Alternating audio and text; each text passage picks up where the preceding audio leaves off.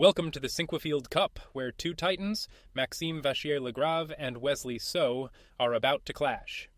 We begin with a quiet, classical opening, but don't be fooled. Tactical fireworks are just around the corner. MVL opens with pawn to e4 and mirrors him.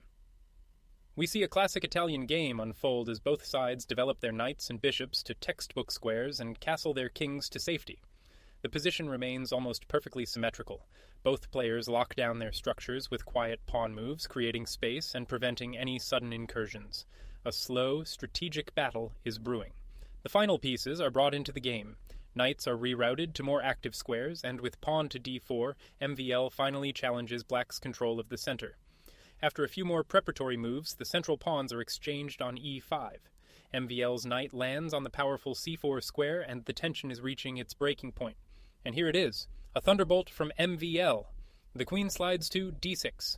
This is a brilliant, sound sacrifice. The idea isn't to win material immediately, but to force a queen trade and install a monster knight on that d6 square, paralyzing Black's position. Wesley. So has no choice, he must accept the sacrifice, and the queen takes the queen on d6. And now MVL follows through with the only move that keeps the pressure. The knight recaptures on d6. White now has a crushing positional advantage with this perfectly placed knight. With the queens off the board, a technical phase begins. Both sides reposition their rooks, and MVL tucks his king safely away on f1, ready to press his advantage. Black challenges the dominant knight with bishop to e6, trying to untangle. But MVL is on fire. He uncorks another brilliant sacrifice. The knight jumps to b6. The point is to deflect the bishop, which is the key defender of the e5 pawn. Absolutely stunning. He again so is forced to accept. The bishop takes the knight on b6. And the only correct follow-up from white, the a pawn takes the bishop on b6. This creates a passed pawn and solidifies MVL's huge advantage. It's a masterclass in positional chess. Black's rooks scramble for a defensive setup, but White's pressure is relentless. And believe it or not, a third brilliant move. MVL pushes the pawn to c4.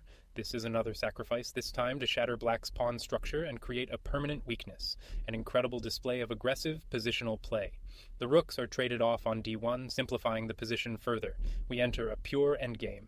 The knights dance around the board, and White's rook begins to put pressure on the queen side, and now, as is critical in any endgame, the kings begin their march toward the center of the board. So tries to create some counterplay with a pawn break on f5, leading to a quick flurry of captures. More pieces come off the board, and after a final exchange on e6, we're left with a technically winning endgame for White. MVL's rook now begins to harass the Black king with a series of checks, forcing it to wander while White improves his position. And right here, with the pressure mounting, Wesley makes a critical mistake. He's trying to find safety for his king, but there was a much more resilient defense. The better try was... The king steps to f6, staying active. White would play bishop to e4. The knight could then grab the pawn on b3 with check, forcing the white king to c3, and after the knight returns to d4, Black is still fighting. But back in the game, plays the king to d8, and this passive move allows White to seize complete control. The chance is gone, and MVL punishes it immediately with the only winning move, bishop to e4. This is a fantastic double attack, hitting the knight on d4 and the pawn on b7. And the position is now collapsing for Black. In a tough position, lashes out with the check, but this actually helps White. A better defensive attempt, though still difficult, was to deal with one of the threats directly. The stronger move was, the knight takes the pawn on b6. After bishop takes the knight on d4, the pawn recaptures, bishop takes the b7 pawn, and with rook to c7, Black could still resist. Instead, in the game, Black's knight takes the pawn on b3 with check, but this just drives the white king to an even more powerful square. And here is the only winning move. The king steps up to c3. The king is no longer a target, it's now a monster attacking piece, supporting its pawns and ready to join the final assault.